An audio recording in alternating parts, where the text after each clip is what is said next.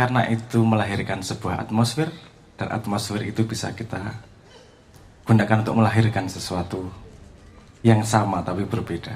Kalimatnya kan tadi, apakah kamu mau menyelamatkan hidupmu atau menyelamatkan kakimu?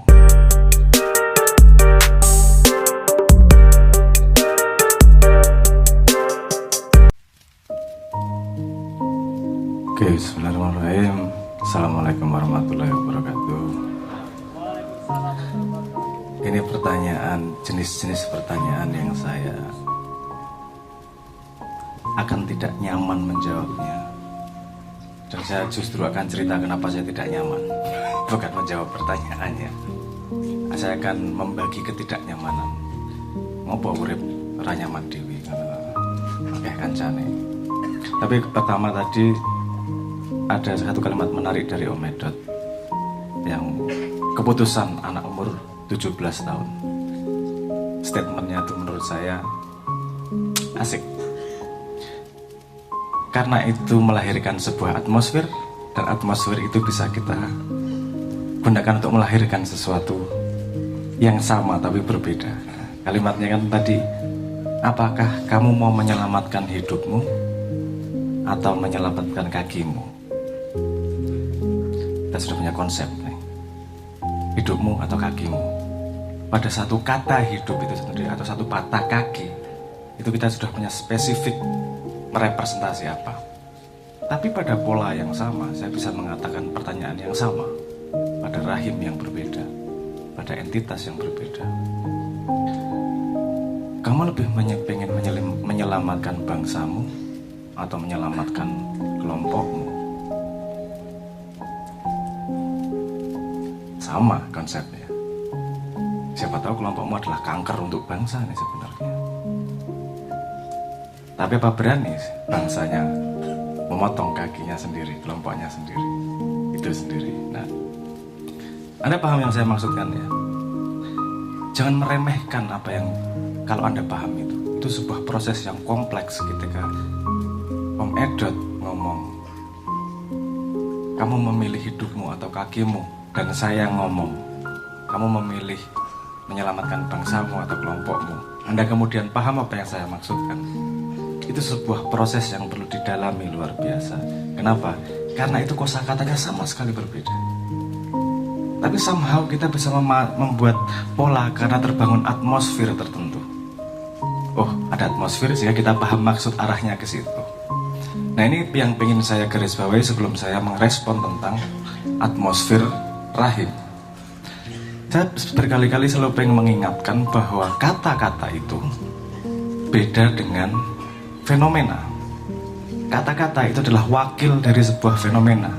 Fenomena jauh lebih kompleks dan lebih beragam daripada kata yang mewakilinya. Kenapa saya tidak nyaman ngomong atmosfer yang seperti apa yang bisa melahirkan bayi? Ini lagi kan atmosfer seperti apa yang melahirkan bayi yang sehat. Ini kan gini semua, pakai petik semua nih. Anda menanyakan sebuah pertanyaan yang membutuhkan jawaban sebab menjadi akibat. Sementara di otak manusia, kita tidak bisa membuat sebab akibat tanpa punya representasi dari kata-kata. Padahal kata-kata kita sangat sedikit untuk bisa menerjemahkan fenomena. Apa maksud saya ya? Sehingga susah gue ngomong atmosfer seperti apa, melahirkan anak seperti apa. Untuk bisa menjawab itu dengan cukup bermakna, kita harus menspesifikkan melahirkan apa nih, atmosfer yang mana nih.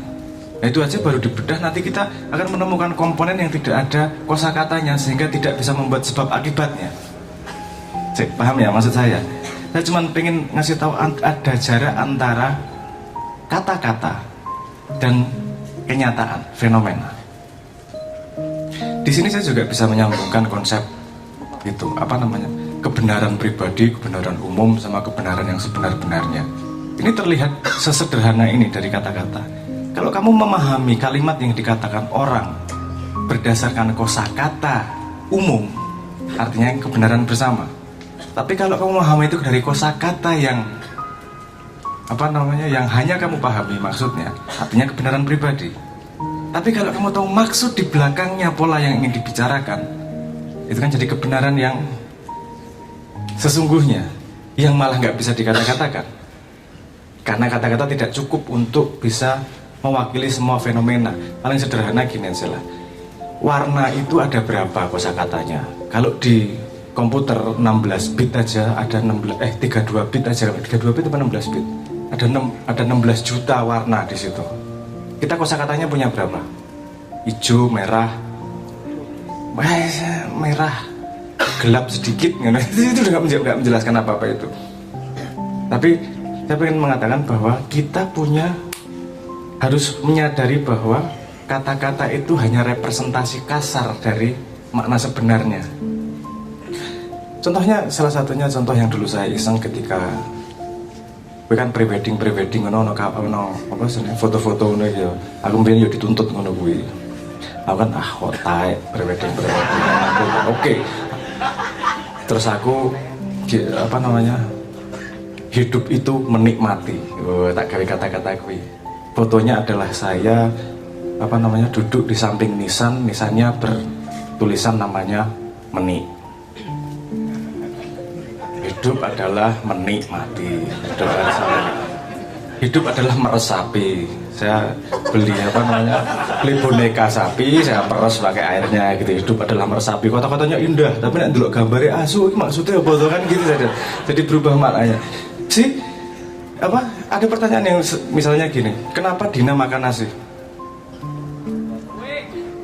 Karena Dina lapar. Sesederhana itu. Kata-katanya sama, hurufnya sama, pemaknanya bisa sama sekali berbeda, tinggal otakmu mecahnya di mana kan gitu. Artinya meaning, makna itu bisa sesuatu yang tidak bisa sesederhana dengan kata-kata kita paham 100% maksudnya gitu loh. Ada nuansa di situ. Makanya ketika saya mengatakan bahwa tanda manusia adalah ketika, bukan saya yang mengatakan di Quran dan bisa diajari kata-kata dan bisa menyebutkannya, artinya dia punya kita turunannya bisa merepresentasi sebuah konsep menjadi kata-kata. Kita bisa membuat sebab akibat yang bisa diceritakan ke teman yang lain. Itu model luar biasa dari manusia yang ada limitasinya. Nah, gitu. Nah, terus kemudian kita kan menerjemahkan ini tadi, atmosfer rahim. Kalau Anda ngomong sama ahli saintis meteorologi, misuh atmosfer rahim kok ono hubungannya karo atmosfer iki. Kan gitu. Karena bagi dia makna atmosfer adalah oksigen, nitrogen dan atmosfer di atas ini. Nah, Anda tanya sama ahli ngurusi restoran, atmosfer rahim. Atmosfer itu mood dari restorannya, apakah serius, apakah guyon, apa hubungannya karo rahim? Nah, tapi kita cukup wise, cukup punya pengalaman untuk melihat konsep di belakangnya. Maksud dari atmosfer rahim yang dikatakan pada konteks ini adalah atmosfer adalah suasana di sekitar yang tidak bisa kita kontrol. Rahim adalah tempat untuk menumbuhkan sesuatu yang baru, yang outputnya adalah kelahiran makhluk yang baru. Nah, kalau sudah dikatakan seperti itu konsepnya, baru kita bisa memporting baru kita bisa menggunakan itu pada konsep-konsep yang lain. Apa ya kira-kira suasana yang ada butuh komponen di luar dan ada cradle, ada tempat yang menghasilkan output tertentu. Nah, kalau sampai pada konsep itu kita bisa ngomong apa aja kemudian. Atmosfer pasti mempengaruhi sebuah rahim yang akan menghasilkan sesuatu. Pertanyaanku ini bisa diurut. Melahirkan apa nih? Melahirkan tulisan bisa, melahirkan keputusan bisa, melahirkan apa? Bisa. Apapun, karena kalau kita ngomong lebih jauh lagi, apapun yang terjadi adalah kelahiran dari rahim detik sebelumnya. Kan ngomong. Nah, ini kita masuk determinisme. Karena gini, kalau semua yang terjadi adalah rahim dari sebelumnya, kalau di fisika gini, salah satu saya belok sedikit tapi nanti masuk memperkuat konsep ini. Di fisika begini, kalau kamu bisa ngitung semua komponen, kamu bisa akan prediksi batu ini saya lempar sampainya di mana, pakai rumus. Kamu bisa ngitung. Kalau kamu tahu gravitasi, kamu tahu beratnya, kamu tahu anginnya, tahu semua komponennya, kamu bisa memprediksi kalau saya tembakkan di sini dia akan jatuh di mana. Karena hukum alam stabil, betul nggak? Tapi apakah itu artinya kemudian sudah ditentukan sebelumnya? Kita bisa memprediksi, dan kalau ditembakkan benar hasilnya seperti itu. Dan artinya pengetahuan ini menjadi rahim untuk menjadi output yang kita harapkan. Tapi tadi syaratnya adalah kita mengetahui semua hal. Padahal tadi semua hal tidak bisa direpresentasikan oleh kata-kata. Nah, artinya kalau misalnya ada pemadat tadi ngomong bahwa tidak semua sebenarnya kemampuan kedokteran itu masih sedikit dibandingkan rahasia kesehatan dari Tuhan. Itu bisa ditarik dari turunan bahwa kosakatanya aja belum cukup untuk bisa memotret semua fenomena, sehingga kita tidak bisa membuat sebab akibat dari semua komponen yang ada kan. Jadi nek wong komplain, kok masa lagi pakai bahasa Inggris sih?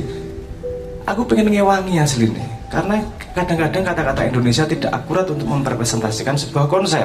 Makanya aku kata-kata, nak kata-kata Arab mau ketok, ya, jadi bahasa Inggris waelah kan. Aku gah jadi Gus-Gus soalnya. Karena dipanggil Gus itu juga mengandung saya dimasukkan pada rahim yang bisa salah tangkap. Gus Abrang, gue mesti ngomong Gus, sekolah ngendi Gus ya apa pengajian wae ora kok. Aku kan miso to bajingan aku cenderung niat pengajian nih. Iki cangkeme cah-cah iki ngomong gas-gus sehingga saya dipotret pada sebuah kota di mana yang saya sendiri tidak merasa masuk pada sebuah frame tersebut kan misalnya. Nah, ini sangat penting yang namanya atmosfer. Atmosfer adalah sesuatu. Ini nanti saya ngomong paradoksnya lagi. Kamu datang ke sini untuk mumet toh? Oh, kan mau bahagia-bahagia terus nyanyinya karo vokalis itu Seventeen bekas. Lo tapi itu band papan atas loh. Ketika dia jadi vokalis. Sekarang atas banget. Oke, terus orang-orang guyon. Dibaca Rana, baca si Bayem si kayak. Saya kalau manggil dia Bayem, dia manggil saya Sawi. Itu kekemesraan para vokalis gitu. Bayem sama Sawi itu apa? Sayur. Ya. Nah, aku ngomongnya sayur. Sudah tipisuan loh itu. Penekanan bisa berbeda maknanya, kosakatanya sama bisa berbeda. Nah, ini betapa penting yang namanya kosakata. Saya ngajari ngaji ngomong. Apa itu? Menurut saya yang namanya ilmu hikmah itu seperti itu. Kalau kita bisa menarik sebuah kejadian menjadi universal konsep, artinya kita bisa membawa itu untuk belajar sesuatu yang lain. Kalau kita berhenti pada konsep rahimnya sama atmosfernya, kita hanya berhenti pada atmosfer dan rahim. Tapi kalau kita ngomong konsep atmosfer adalah sesuatu yang di luar yang tidak bisa dikuasai, yang mempengaruhi sebuah tempat yang akan melahirkan sesuatu. Nah, konsep itu bisa kita pakai ke mana-mana kemudian. Nah, tadi ada pertanyaan gini nih. Kenapa semua anak sehat asupannya berbeda-beda, inputnya berbeda, outputnya anak sehat? Om Edot lebih menajamkan lagi, apapun yang kamu makan, output AC-nya adalah sama. Itu perilaku apa itu? Itu perilaku co-kreator itu. Gini maksud saya. Ketika Anda makan itu pengalaman yang nggak perlu Anda alami ketika ngurusi bayi. Sehari-hari aja Anda alami. Anda makan pisang terus kupingmu jadi pisang. Mangan kentang juga ngisinya kentang. Kan yura, sawi paling sawi. Tapi kalau yang lain enggak. Itu pengalaman, itu pertanyaanku zaman kecil soalnya. Kok keluarnya sawi gimana tuh? Yang lain enggak genjer kok sawi? Genjer yang paling masuk genjer keluar genjer itu. Bukan lagu genjer-genjer ya. Kalau itu genjer itu makanan paling enggak bergizi, yang penting warak ya. Saya pernah mengalami itu panganan genjer, mangan genjer mentune genjer juga. Tapi untuk yang hampir yang lain semuanya, itu Anda makan apa keluarnya seragam, paling enggak mirip-mirip. Ya bentuknya terus kadang cair kadang malah basta gitu. Enggak, tapi jadi dagingnya sama bukan? Ketika itu menggantikan sel kulit Anda, apakah jadi kulit seperti yang Anda makan? Kan enggak juga. Terjadi proses di situ di mana kamu dalam tanda petik seperti Tuhan mengubah, menciptakan daging di kuping dari apapun yang dimakan, apapun yang kamu makan. Nah, kui ampuh tenan Gusti Allah ki ngarang menungso iki. Jadi saya melihat manusia itu seperti makhluk yang dikasih mobil Ferrari tapi koyo nyeper becak karena tidak paham kendaraannya sendiri, padahal kendaraannya luar biasa canggih. Dan badan manusia itu punya plasticity yang luar biasa, adaptif terhadap perubahan dari luar. Itu salah satunya hal-hal tersebut. Nah, atmosfer, kalau ngomong atmosfer dan rahim, gini kemudian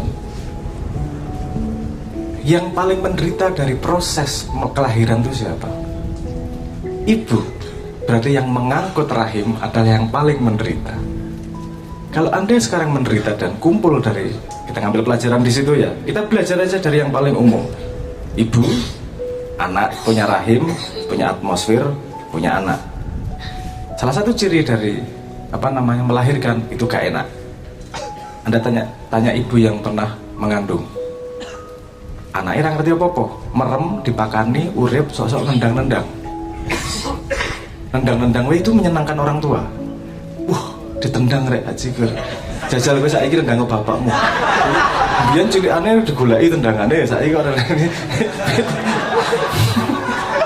Beda atmosfer. Aku ora tau jajal lagi. Bubuk kayak kacili, bubuk bilik. Tendang-tendang kayak banget didoni rai gue. Ya. Tapi yang kenapa Islam sendiri mengatakan bahwa kita harus sangat berbakti kepada ibu lebih luar biasa sama ibu daripada sama bapak misalnya. Karena yang mengandung, yang membawa rahim adalah ibu, dan ibu mengalami penderitaan luar biasa ketika mengandung gue. Jadi pertanyaannya sekarang kalau seperti itu, pada frame Anda, Mak Iyah ini yang dikandung atau yang mengandung? Kan pertanyaannya gitu. Kalau Anda dikandung, berarti Anda membuat penderitaan yang mengandungmu. Ya apa-apa. Bukan berarti kamu yang membuat menderita, tapi yang mengandung itu pasti menderita. Hampir semua karya itu datang dari masalah, datang dari penderitaan. Tanya musisi, semakin dia dikandung oleh patah hati, semakin kelahiran karyanya banyak. Nah, kandungan itu karena memang sakit itu salah satu pengalaman hidup yang paling tidak bisa dibantah. Anda mau membantah soal ketuhanan, mau membantah soal konsep kosmos dan seterusnya, tapi ada dua hal yang tidak diperdebatkan, yaitu sakit, pain, rasa sakit, dan kedua adalah duit lah. Isi sar ngelawan Amerika, dolar ya gelem tetep. Kowe arep anti negara. Salah satu saya tetap tompo ya. Nah, itu duit itu tidak beragama, dia universal. Padahal ya konsep yang dilahirkan dari duit itu juga anak dari rahim. Nah, berarti pada setiap titik hidupmu adalah rahim dan adalah anak. Oke, pemahaman itu sudah enak ya. Artinya yang kamu lakukan sekarang akan melahirkan sesuatu di masa depan. Tapi kamu juga anak dari rahim masa lalu. Sekarang kita bawa ke fakta tidak enak dengan kenyataan itu. Karena tadi lahirnya adalah berdasarkan waktu. Jadi selama ada waktu, pasti ada sebab sebelumnya. Kamu adalah sebab kamu yang kemarin. Kamu adalah sebab kamu yang kemarin. Yang kemarin adalah sebab dari kemarin lusa adalah sebab. Kamu yang kemarin adalah akibat dari kemarin lusa. Mundur terus ya. Kamu adalah akibat dari bapakmu. Terus sampai Adam mundur terus sampai tekan Gusti Allah. Artinya ini kita masuk pada diskusi filsafat 6 SKS sekarang. Artinya semua hal adalah akibat dari sebab sebelumnya. Semua yang fisik, badan, kulit, rambut, kejadian adalah akibat dari sebelumnya. Yang artinya kamu yang sekarang sudah ditentukan dari dulu. Ya, disebut sebagai determinism. Kamu masih fisik belum? Fisik. Yang lepas dari sebab akibat fisik itu cuman yang ada di akal.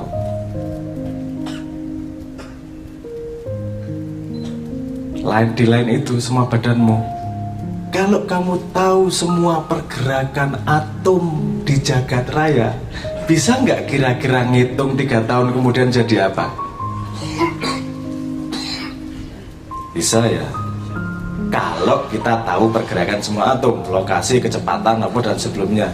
Padahal yang punya akses itu ya cuman ketidakterbatasan yang kita personifikasikan dengan sebutan Allah untuk memudahkan otakmu memahaminya lah.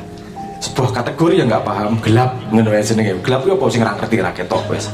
Allah apa sing ora paham tan kinoyo menapa kae lah wis pokoke kan gitu. Itu dikategorikan dalam sebuah tempat sing wis ampun lah apa kae kabeh jenengan lah.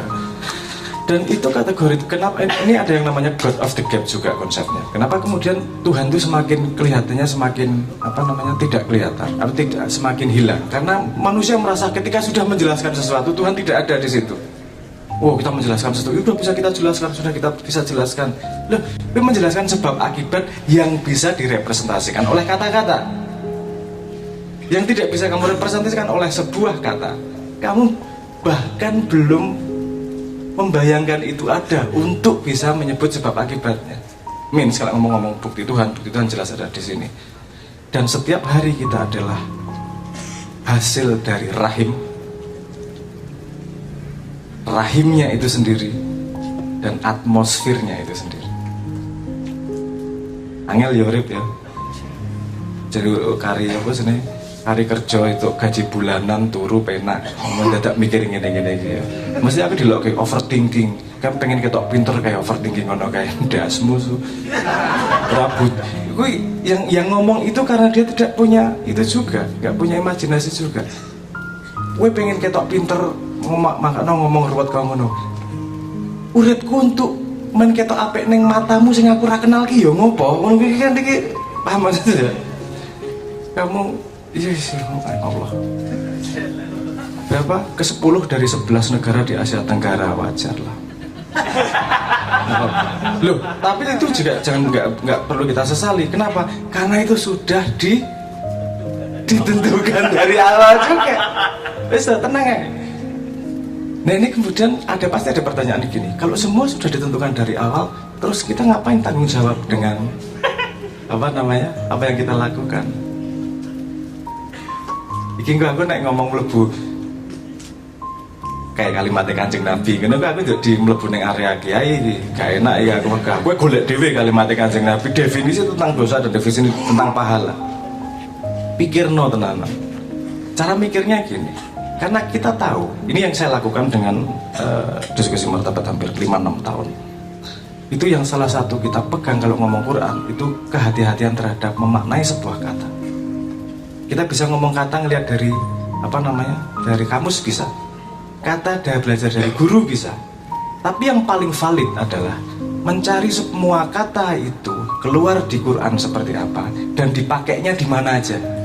Nanti kan, oh ini dipakai ini, dipakai ini, dipakai ini, dipakai ini. Kemudian kita tahu maknanya di mana sih maksudnya, gitu.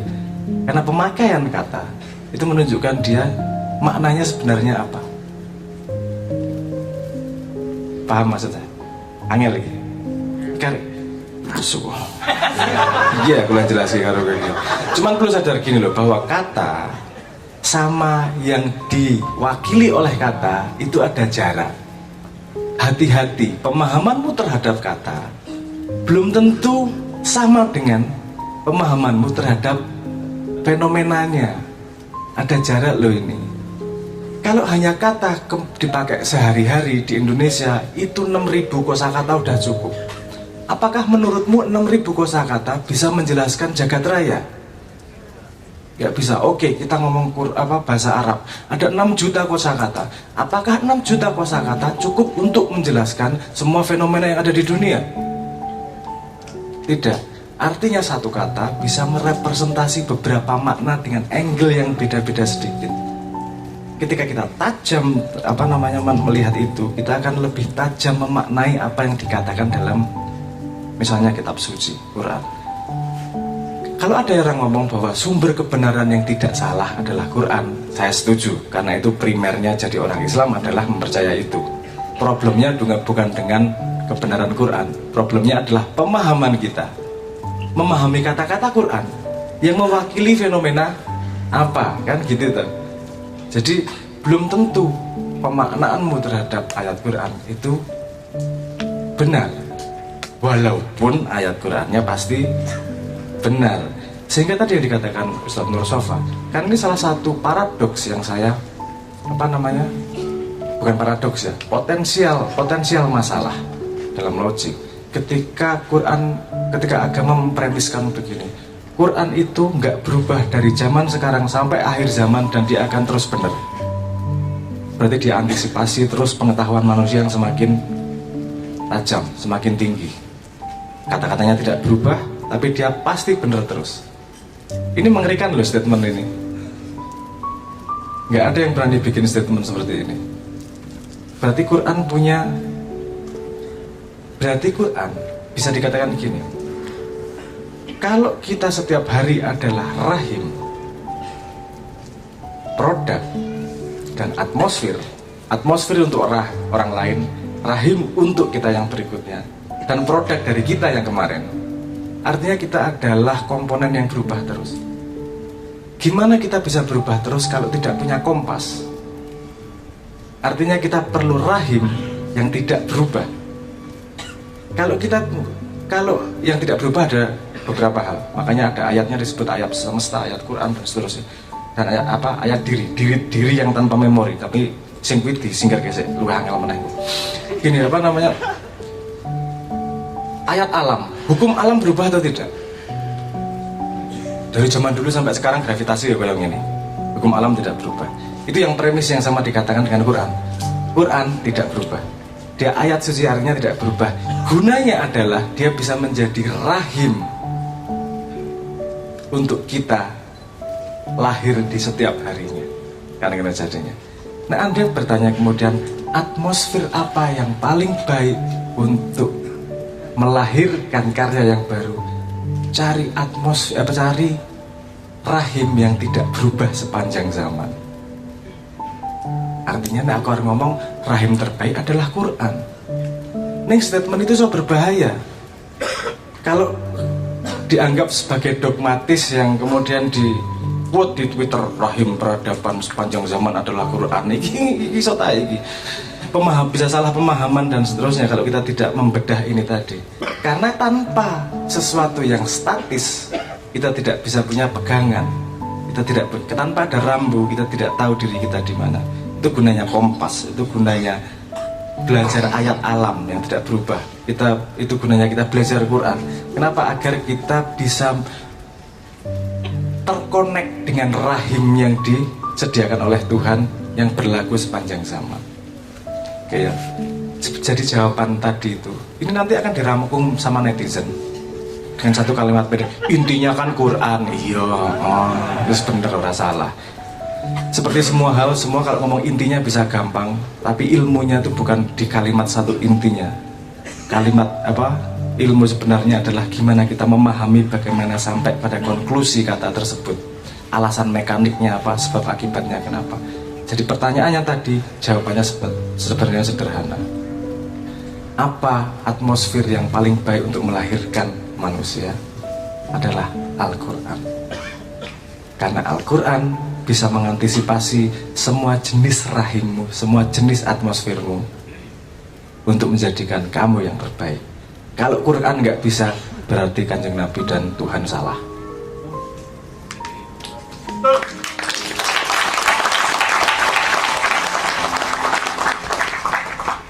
Dua pilihan itu aja. Nek kowe wani nganggep Tuhan salah ya rasa bingung. Ngono sederhana tuh. Intinya gitu, ininya pakai Quran.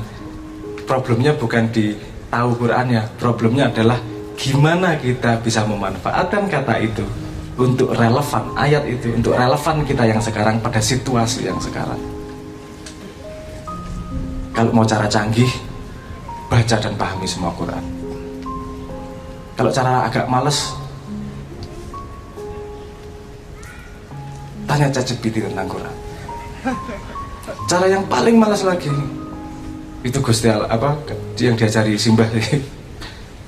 Ya Tuhan, aku ada masalah gini, buka sebuah random. Oh, ini jawabannya. Oh, bener Bora, tapi itu kansnya lebih besar daripada saya mempercayai otak saya sendiri yang tanpa dasar apa namanya rahim yang apa yang statis yang universal itu tadi. Mana ya? Nyon sewu teman-teman membagi otak.